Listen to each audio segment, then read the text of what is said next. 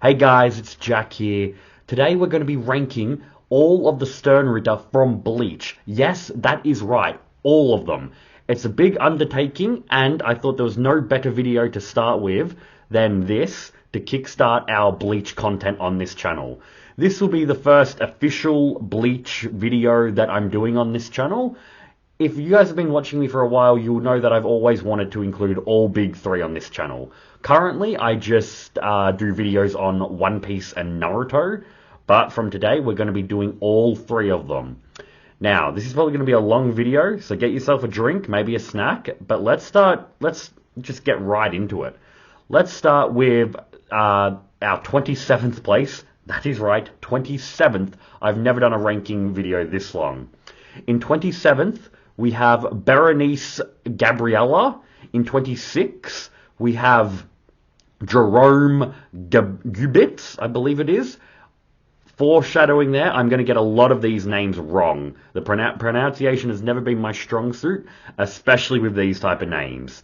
And in 25th, we have Nana Nanajikoop. Now, what have I done there? I've given you all three at once. This is how we're going to be doing it for this ranking video. Just because there's so many characters, I want to let you know them in groups like this, essentially tiers. And I'm doing it this way because I want to explain my reasoning for why characters are above other characters.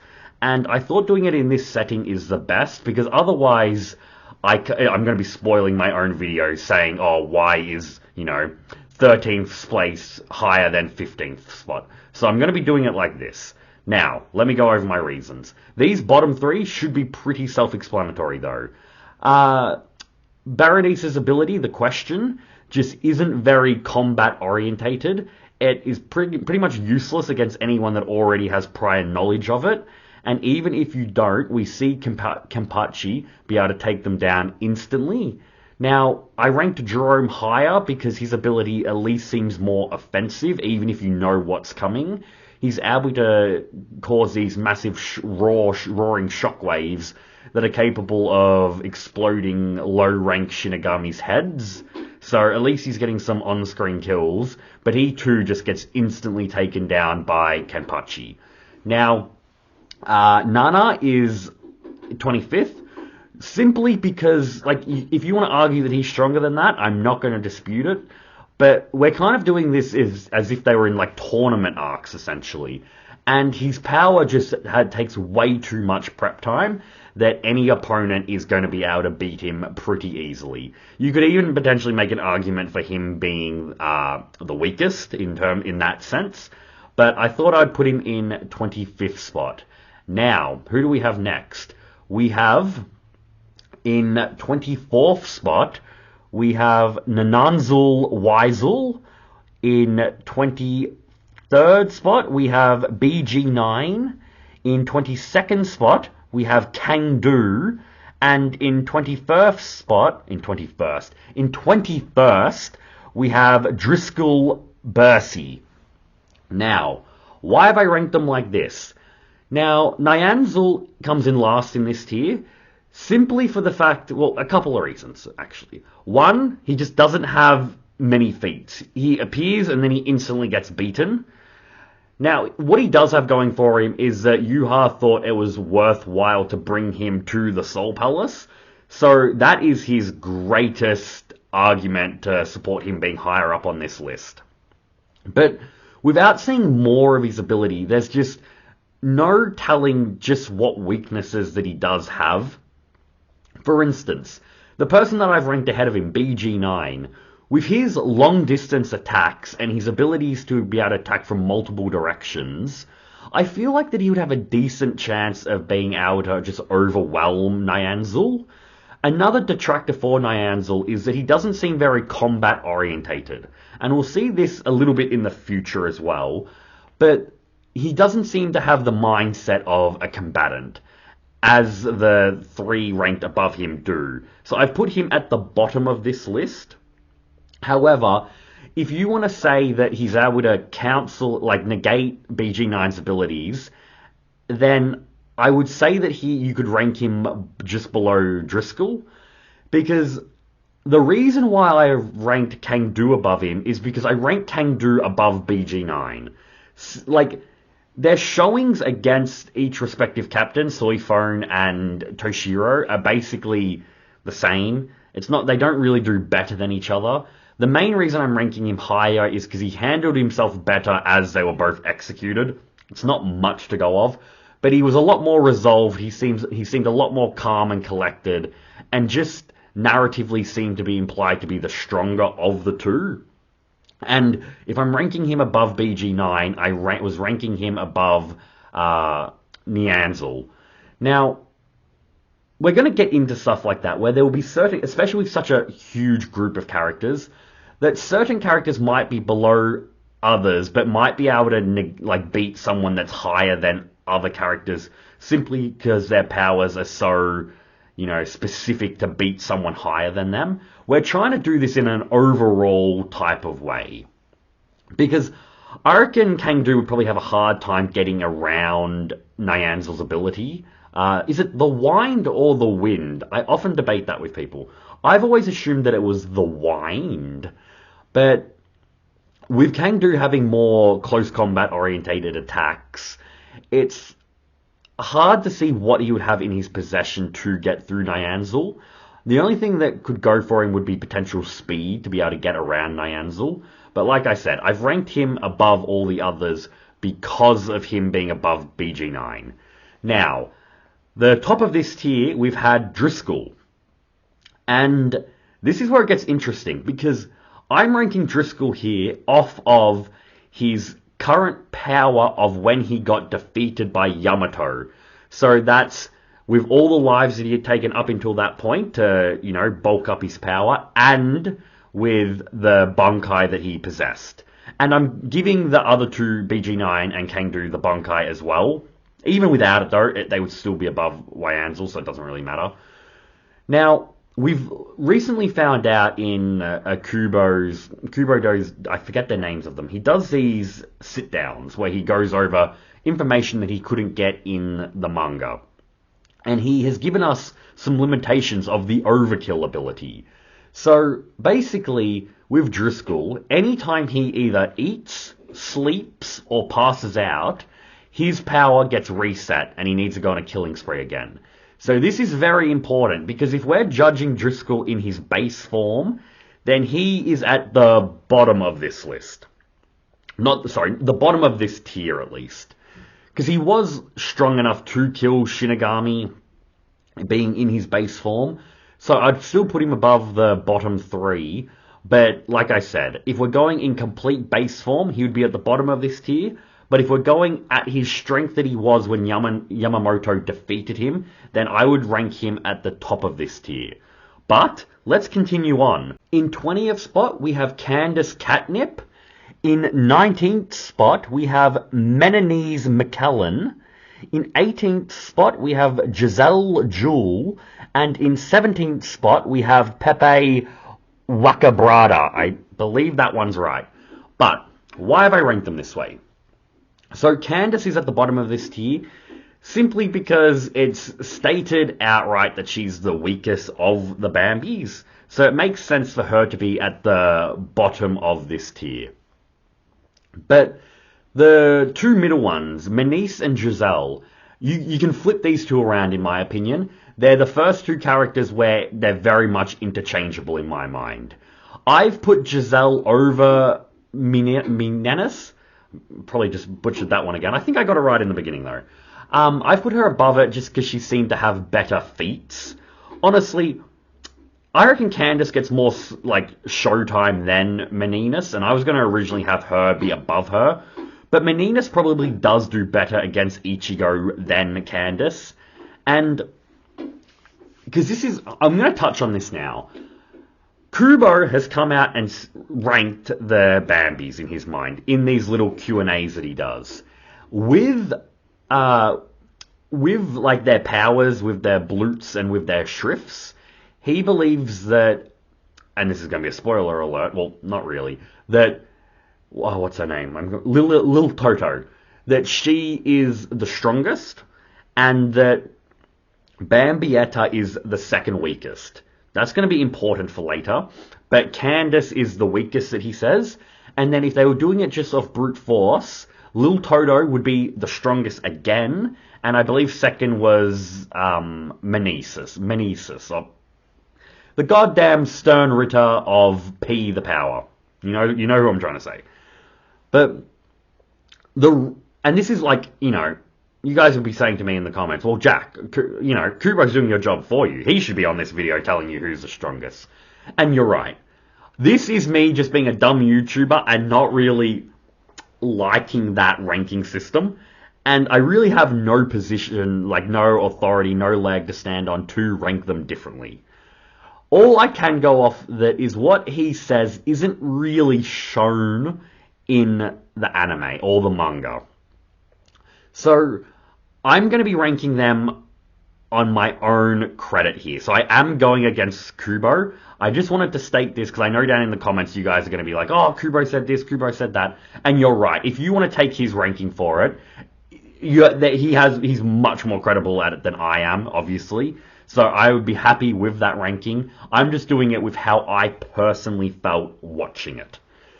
Now, Pepe being above them, I feel like it's a pretty safe bet because we know that his power works on Giselle's zombies, and his power was able to work on, you know what? I wrote her name down. I wrote a lot of their names down. What's her name? Menenas. Menenas? I'm just going to call her the power now. It was able to work on the power and Giselle's zombies, so he's obviously above them. And with them being above Candace, that makes sense there. But let's continue on with our list here. Because now we get into the two most difficult characters in this whole list I found to rank. In 16th spot, we have Robert Acatron. And in 15th spot, we have Kilgay Opie. Now, I reckon out of all of the characters here, these two probably have the biggest reasons to kind of be anywhere on the list. They're both very, very difficult characters to rank. I've put Robert, the weakest one, there because he has a great showing in the beginning. He is able to injure Kiraku, someone that's going to be a head captain in a few chapters after this. We both know, I'm only talking to one person. We all know that Robert was able to do that though because shouldn't we let his guard down a little bit? It doesn't negate the speed feat though, but it's still... It's still worth mentioning that it's not like he, got a hit on him when he was going like full power. And without that, he doesn't have any other feats. He doesn't even take down a lieutenant. He doesn't take down anyone. We don't even know what his shrift is. So I'm kind of just going off my own assumption here. I reckon he's stronger than everyone that's come below him, just from the sheer fact that he was able to injure Shunsui, regardless of how he was able to do that. But next we have Kilgay. Kilgay has a better showing than Robert. That's why I've put him higher, because he was able to have... There was never really a sign that he was, pushing Ichigo to the limit, but he was a fairly decent back and forth with Ichigo, which I think is quite impressive. But once again, he doesn't have any other feats other than that. We don't see him beating any other characters other than, the Tree Bestia. So we know that he's above, like, a lieutenant level, which all these characters... and even, like, a high lieutenant level. And we know that all the characters below him are, able to do that, or if they're not, they're, like, dead last on this list. So that's why I've put him here. I just reckon the people that come above them have more credibility to their positions. But like I said, if you're like, Jack, Kilgay, he's 3 spots higher. I wouldn't be shocked at that. Like, I wouldn't be like, oh, you're an idiot. Like, you can't put him there. Like I said, these two can go anywhere on the list. And out of everyone so far, let me know down in the comments what position that you would put these guys in. But up next, we have Lil Toto. We have, in 13th spot, Bambietta Bastabine. Yes, I ranked her above her. In 12th spot, we have Asnot. And in 11th spot, we have Lloyd, the Yourself brother. Now, this is probably where we're going to get into super controversial territory. Not just this tier, but from here on into the video. Because this is where we start dealing with everyone's, like, favorite characters. Now, I've put Lil Toto below Bambietta, even though, you know, Kubo himself does state that it should be the opposite, simply because Bambietta has better feats than Lil Toto. It's a fact. Now, what Lil Toto has going for her is that she's definitely stronger than Pepe. We can know that for certain, and we definitely know she's stronger than at least all the other Bambis on the list. Just with how she was treated, the way the statements, and, you know, Kubo himself saying so. So, that's guaranteed. But she doesn't have any proper feats outside of, like, knowing that she's stronger than Pepe. Because we have Bambietta, who takes down Shinji.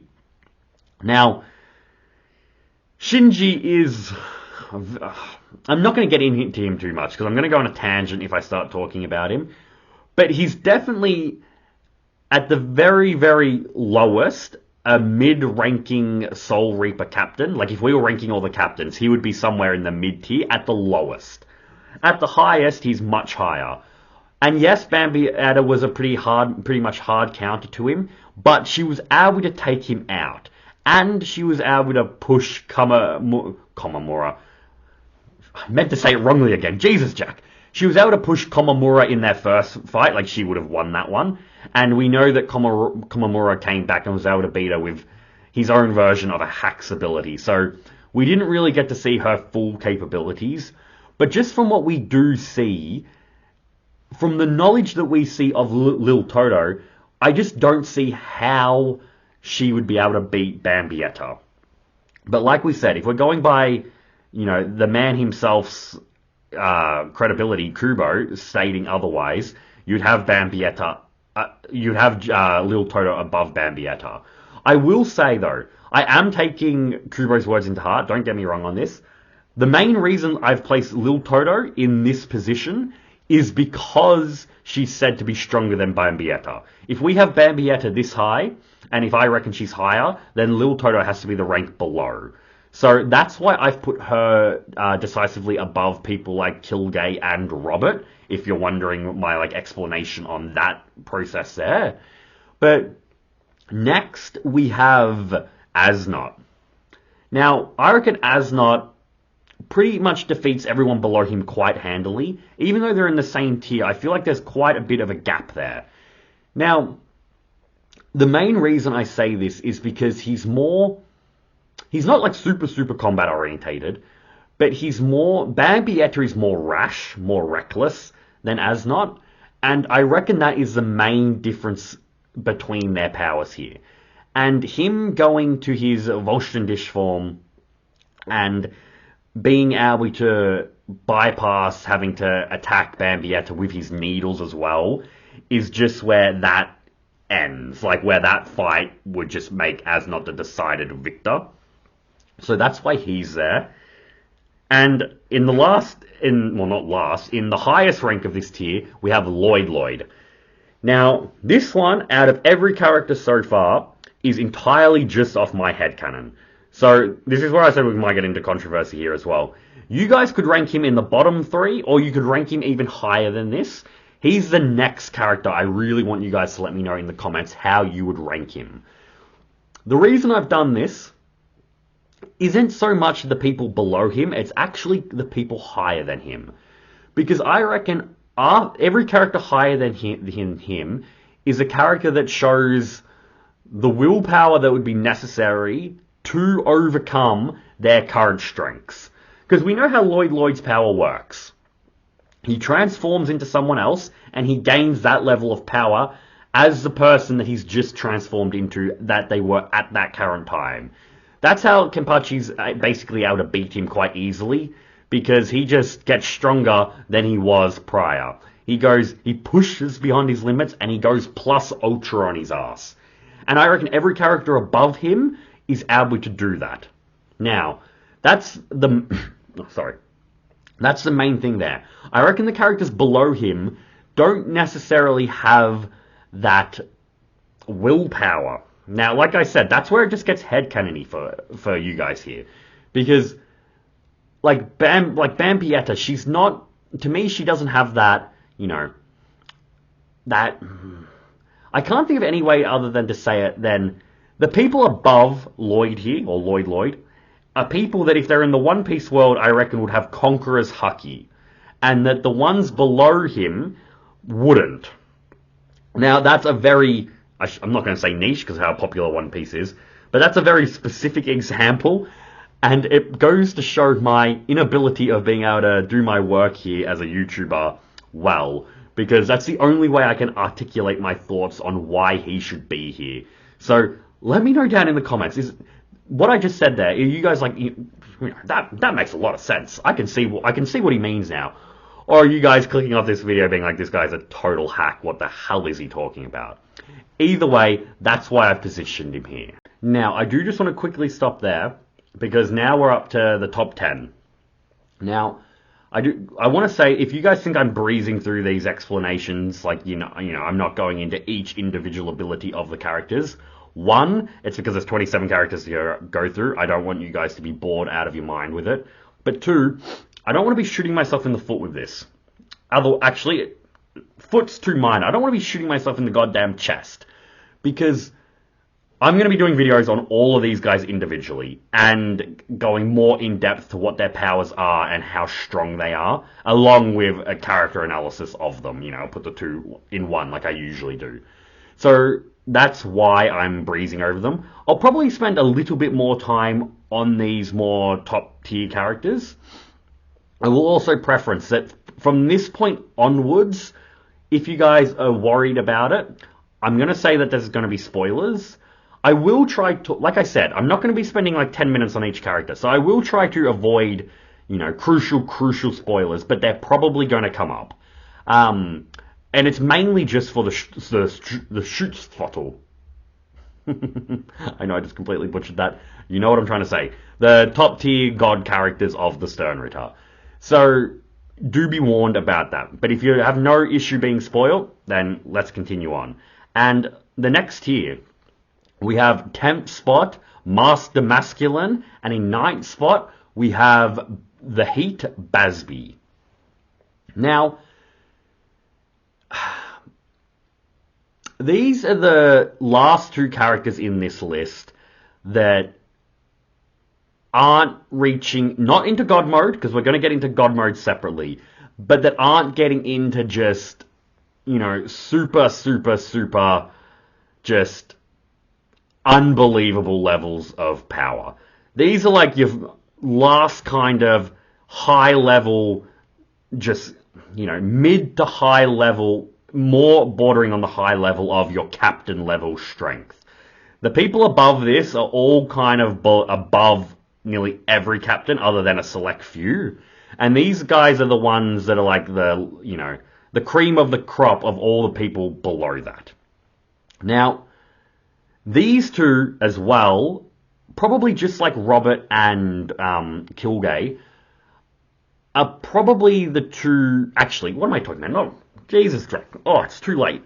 Not Robert and Kilgay, Menenis and, I think I just said that right, Menenis and Giselle. You know how I said those two are interchangeable?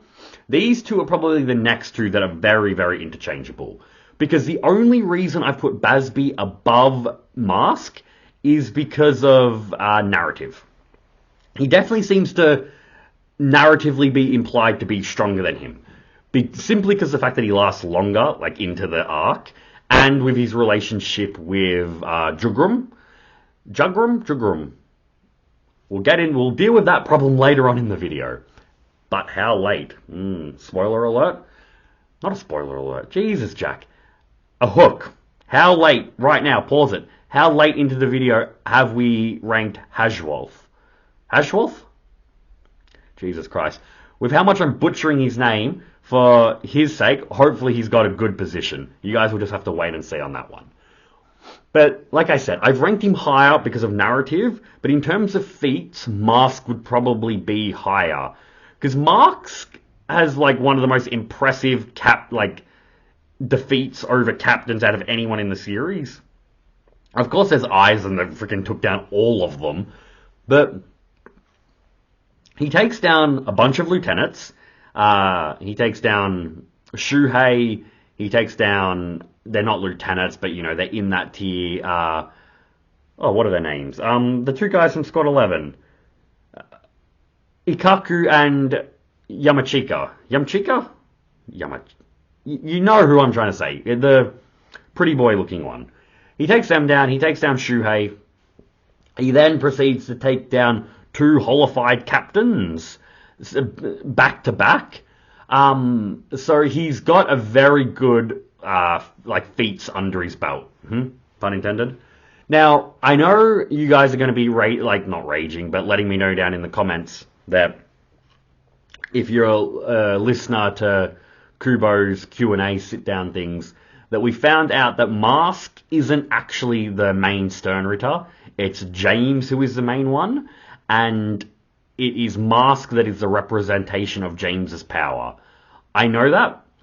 I'm still ranking him as Mask because for the longest time we thought he was the main Sternritter and everything he does is through him, with James cheering him on. So, just for simplicity's sake, I'm stating him to be Mask. Now, Mask is someone that has an unquantifiable level of potential, because we only ever see him being cheered on by one person. What happens if everyone was cheering him on? Would he be able to take down Yuha? So if you wanted a potential, master masculine, where I think he would be full powered, it would be anywhere on this list. Because it seems to really have no limits, so he very well could be, the strongest freaking Quincy of all time if proper requirements are met. Because we had a similar thoughts with Driscoll, but we know that Kubo put a cap on how that power worked. So, Mask can be anywhere on this list, but for the level of strength that we see him as he's defeated by Renji, that's where I'd put him 10th, and I'd put Bazby above him simply because of narrative. He also takes down a captain that is stronger than the two holified captains that Mask beat, but just from feats, Mask does have the edge in that department. So you guys can decide which way you'd put them around, but I have gone with Bazby being the stronger of the two. Now, next, I believe I have him in a tier of his own. The only character in a tier of his own, and it's Lloyd. Probably the most talked about and discussed Sternritter for the longest time because his powers didn't make sense. So, we'll go into what his powers actually are here because it's important. Lloyd, unlike his brother, he can copy someone's appearance, but he can't copy their power. He can only copy their personality and their characteristics. While his brother, who's further down on this list, Lloyd, is able to copy not their personality, but their power. You would think that would have their positions changed. But apparently not. Lloyd is just so goddamn powerful that can pose as Yuha, and he can essentially not fight Yamamoto to a standstill, because once Yamamoto goes Zanka no Tachi, the fight's basically over. He does a very, very good job to not just get instantly incinerated, but he doesn't really clap back with any true offense. So we know he's obviously below Yamamoto. There's lots of questions on whether or not he was the one that beat Kenpachi that had removed his eye patch. That is up for you guys to decide. Either way, I don't honestly reckon it changes his position on the list. Because even if you do give him that feat, I still wouldn't rank him above those higher than him. It just means that he would be even higher than those that were currently below him. But in 7th spot, we actually have another one who's just solely on his own. And that is Uryu Ishida.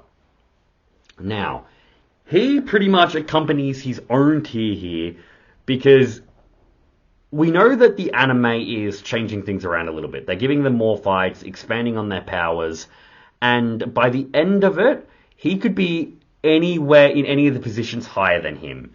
For right now, though, for what we see in the manga, I can't justify putting him any higher than this.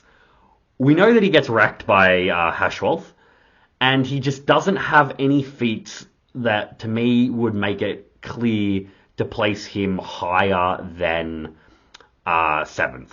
Now, I'm going to be a hypocrite here, so, call me a hypocrite in the comments if you want. I'm fine with that. But do be aware that I'm a self-aware hypocrite, because there is a character higher on this list that doesn't have the feats same as Uryu, but that I have placed higher than what potentially a lot of you might, off of narrative and a lot of headcanon. Could be my own personal biases as well, and it's not could, it is. So I am aware of that. But that's why Uryu here encapsulates his own tier. Technically, you could probably even put him below Roidloid, but I do think that for whatever reason, I do think Uryu would be able to beat him. But this is where, you remember how I was saying, not the strong, these two were basically the strongest tiers before you get into gods. And the next 6 of them are god-type characters, with the weakest member of those gods being the person that the demigod of them, essentially. The one that has a foot into god realm, but the one that's still the most human out of all of them. So let's get into the second last tier. In 6th spot, we have Asken Naklavar. In 5th spot, we have Pernadar, I completely forgot his last name, Pernadar the Compulsory. And in 4th spot, we have Gremmy Thamo. Ooh, this one is going to have a lot. In fact, the next 6 are going to be the biggest issues that everyone has with this, simply because they're the strongest characters. Like, there's no real debate in my mind that these 6 are the strongest, unless you want to count Uryu there as well. So these 7, I guess you could say. The debate comes about what order you rank them in. Let me do some justifying to why I've placed them like this. The main reason Asken is last in this tier, and out of these 6 people, is because he still is mortal. And that's a very funny way to put it. Like, mortality isn't usually a weakness because everyone is mortal. A lot of these characters above this are either immortal or so powerful that it is essentially like being immortal. So he has that going against him, that he can just die. Now, he can become immune to other people's attacks thanks to his death-dealing ability, but I question how well it would work on the other characters. He's already weaker than Gremmy, simply for the fact of how much he feared him and how he thought it was crazy that he was let out. So I'm not going to explain Gremmy, but the main reason he's below Pernadar is because Pernadar's able to shed his skin, so that could potentially negate Asken's poison ability. And he's also able to, with the way his compulsory works, being able to alter people's nerves and alter their body, and with Pernadar continuously growing through evolution, would his spirit energy his Ryatsu be changing each time, making the death-dealing ability harder to build up an immunity to it? Even without that, even if Asken's able to hurt him, does he have anything that's able to kill him? Would Pernadar just be able to beat him just through, what's the right word? Through stamina, through, Asken just not being able to cut it if the fight just kept going on? Because let me know down in the comments if you guys think that there's anything in his arsenal that would be able to permanently kill Pernadar. The reason as well why the others are above him, the only one I feel like I'm going to justify is Hashwolf, because Gerard and Lily Barrow is, for a lot of people, a lot of you guys watching, they're probably the ones you think are the 2 strongest. Now, you obviously know that I reckon they're in the top 3. I'm not going to spoil their positions. But, So I'm not gonna like. I feel like you guys will all understand why. I don't think anyone out there is saying that Askin is the strongest member of the Sternritter. So I'm not going to explain that. The reason why I reckon Hashwolf is stronger than him, because once again, Askin will use an offensive ability on Hashwolf. Hashwolf will turn that misfortune into well, sorry, he will turn Askin's good fortune into misfortune, and he would direct all that attacks back to Askin. Now, Askin could hypothetically become immune to his own power. I don't think we've ever actually seen him do that, but I imagine he would be able to, but there is the potential of that just one shot killing him type of thing. But two, we also don't really see how his ability works on like someone punching him in the face. Like, can he? And do correct me if I'm wrong here, if I'm misremembering anything there. But I don't think he can like become immune to like just a physical punch to the face. And we know Hashwolf relies a lot on physical combat. He uses his sword as the medium which he does that physical combat. But we know that he's not afraid to get up close and dirty and not use any type of Ryatsu to attack. So that could be another downside to Askin there. But the other thing, and the main thing, Askin negating Hashwolf's ability, becoming immune to Hashwolf's attacks. In Hashwolf's power, that is Askin having incredibly good fortune, which is just going to be then turned around with the balance and is going to essentially just destroy Askin, if you guys get where I'm going with it. Now, these powers are all very, very nebulous. They're very esoteric type abilities, especially Hashwolf's. So it's all up to a matter of interpretation. So I could be interpreting it a lot different than how you guys might interpret his powers. That's just how I personally see it. So that's why why I've ranked him higher than Askin. Now, the reason why we know that Grammy is stronger than Askin. The reason why I've put Grammy stronger than Pernodar, they're both, in my opinions, and this is what I meant at the beginning of this video, they're two people that I wouldn't say are combat orientated. They're more just massive powerhouses. That's the main, well, not, there's more than that, but it's a good percentage of the reason why I've put the other three above them. Because they're all very combat orientated combatants. They've got the mindset necessary to be a warrior, if you will. And I don't believe that Pernodar and Grammy do. I just reckon that Grammy's power is just so much more ridiculous that it would overcome. Like, we both know that, once again, I'm only talking to one person. I hope this video gets more than one view. We all know that Grammys and, Pernodar, like we're saying, aren't combat-orientated personalities. So we have to look at it just off their powers, nothing to do with their characteristics. And I do reckon the Visionary is stronger than the Compulsory. Honestly, if the Visionary was in anyone else's hands, I shouldn't say in anyone else's hands. If Grammy was more combat orientated, he would be number one. It would pretty much be without question as well, because Grammy can simply be like the Pernodar. I imagine you not being able to use your power, not having the ability to continuously evolve. I imagine you to be transported into a black hole or be obliterated into nothingness, or with a note of finality behind it, I imagine you to die. Would Grammy's ability, in the right hands, be able to just kill, Gerard and Lily or Lil? Is it Lil or Lily? I'm going off Lil. Would he just be able to just one-shot them? Very, very likely. Of course, his personality wouldn't do that, because he wants to, toy with them.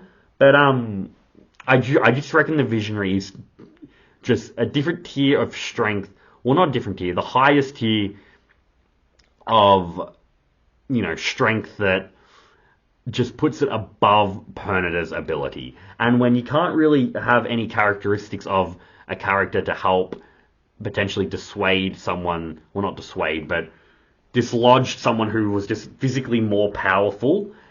Like, you can sometimes strength isn't everything. You can sometimes get around that with certain abilities, with certain mind frames. With that just being completely negated, and it just comes down to power.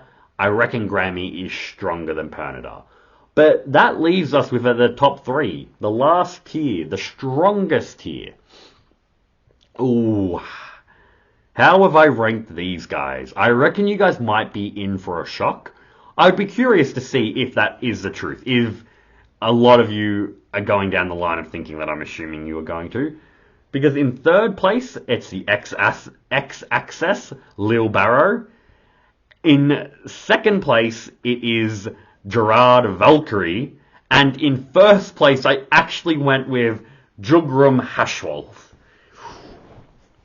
Oh, once again, how do we all feel about that lineup there? Now, if it's not obvious, Hashwolf was the character I was talking about when I was discussing Uryu about me being a hypocrite. So, I'll get into him in a sec, but I'll go over why I've placed Gerard over Lil Barrow. A very good YouTuber who has done this same list as me, obviously in a different order. I'm not going to spoil his takes on it, in like the positions that he put it. And a lot of you have probably all know who I'm talking about. It's Mr. Tomo. I'm gonna put his a link to his channel down in the description. He's a massive, massive channel. I imagine if any of you are watching Bleach content that you've seen him. In my opinion, just in terms of straight Bleach content, probably the best on YouTube, bar none really. Teching 101, who is mainly One Piece now but has done a lot of Bleach content, is like a very close second in my mind, but Tomo is just, the knowledge that he has of the series is pretty much undisputedly in my mind the best. If we were ranking goddamn Bleach YouTubers, he would be number one. But like I said, if you have, for whatever reason you're watching my video and you haven't seen his, go watch it. It's a really, really great video. His Sternritter video, I believe, is the one that actually really kickstarted his channel going into the mainstream. It was just a truly phenomenal video, so go watch it, guys. And the reason I am bringing it up is because the way he describes how he would rank their strength is very, very insightful. So I'd definitely go check that out. But the reason I've put him above Lil Barrow or Lily Barrow is because, in my mind, his power has no limits compared to Lil Barrow's. Or Lil Barrow, Lily, there's Lil Toto, so I'm going to call him Lily.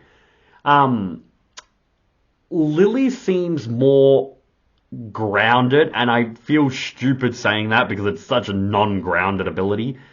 But Gerard's essentially limitless. If he gets defeated, he just comes back more powerful than what he was. His is the miracle. He's also the heart of the Soul King, and out of all of the Soul King's organs, you would imagine the heart would be by far the strongest, which to me is a little bit of a narrative push in him being the strongest member of them. But I just reckon that it would be like a back and forth. They would be killing each other essentially. Like, it would be essentially the stamina battle that we had before with, I can't remember the two characters, Askin and whoever else, and Pernida. Like, I reckon that's how this would go down, and I reckon they would just keep trying to defeat each other until Gerard eventually just became too strong that he would be able to overpower Lily. Because Lily could very well have better odds at fighting. For instance, if we replaced Gerard with Lily in Gerard's fight against all the captains, Lily could potentially do a better job against them. His powers, to me, are more lethal, is a good way to put it. He's more of a threat in that way. But in terms of just being more powerful, I just don't see it being able to get past the miracle. I reckon that Lily will just keep backing him into a corner because Gerard doesn't have the capabilities to kill Lily at this stage, and would back him into too much of a corner where it would result in Gerard probably forming an ability to be able to just hit Lily, because that's the type of ridiculous power that Gerard does have.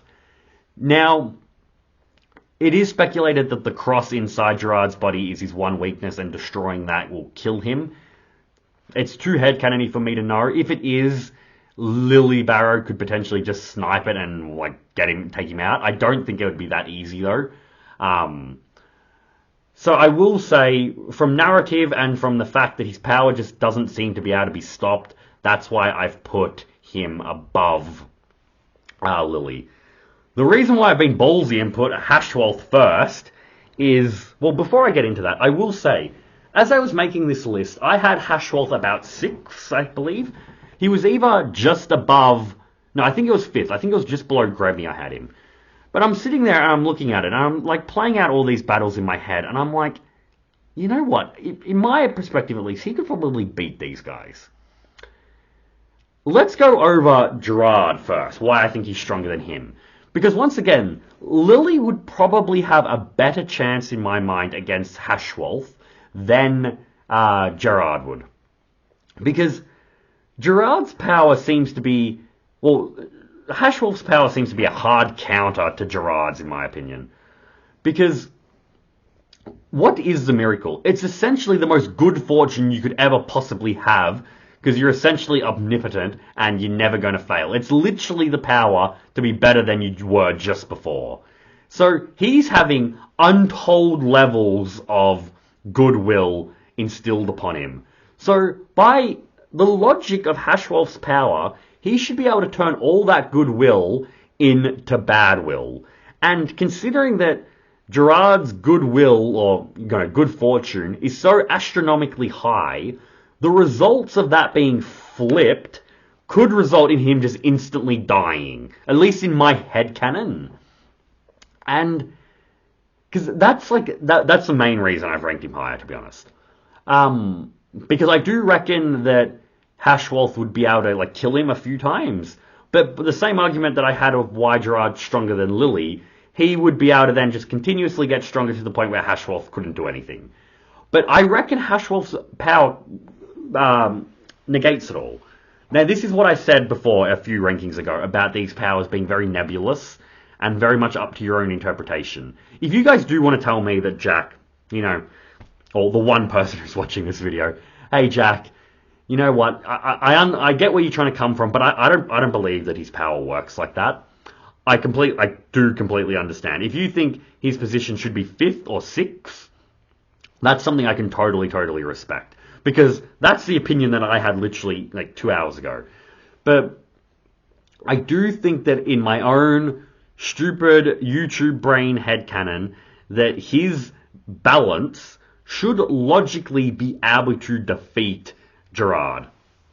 Now, the reason why I think he'd be able to beat Lily is because I reckon he would be able to get through Lily's intangibility, immortality, for the same reasons that he's able to get through Gerard's, in the sense of being able to turn that good fortune against him.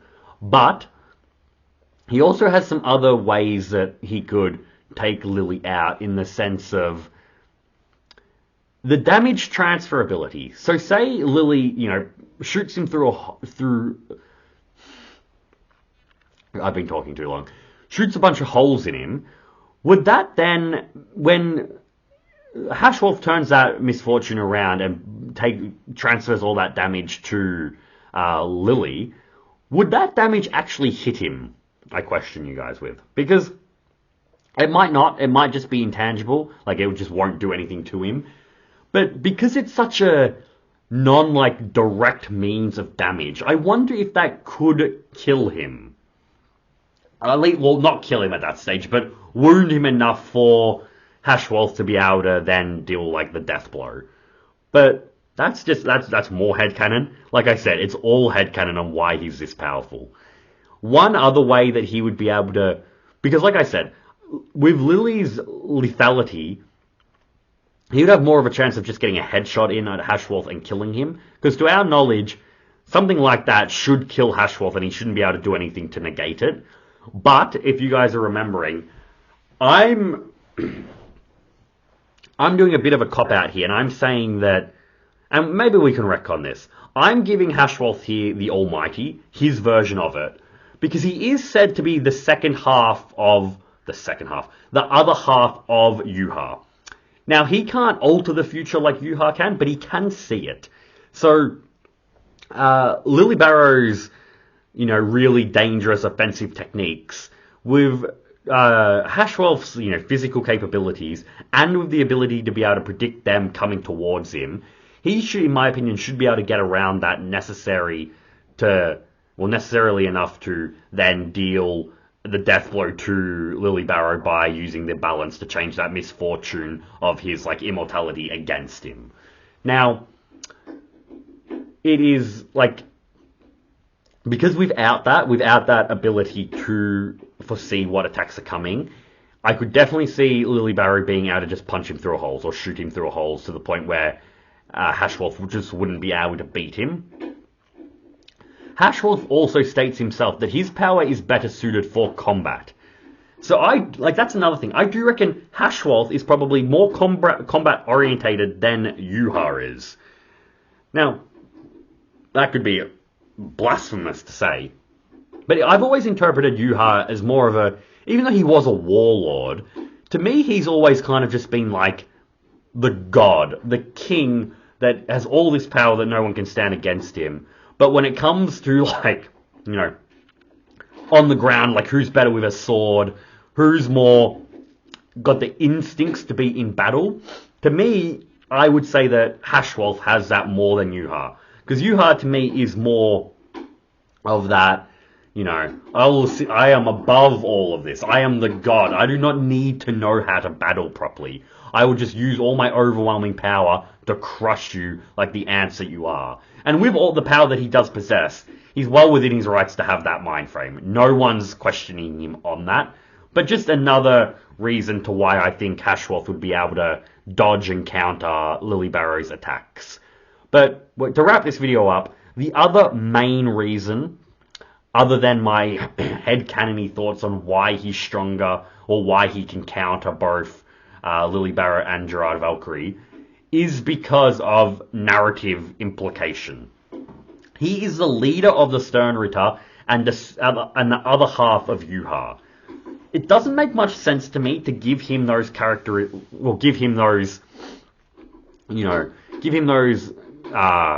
credibility, give him those criteria, give him that resume, to not have him be the strongest. Can you think of any other series really where, anime or just movies and TV shows or books, where the leader of the group has kind of been not the strongest?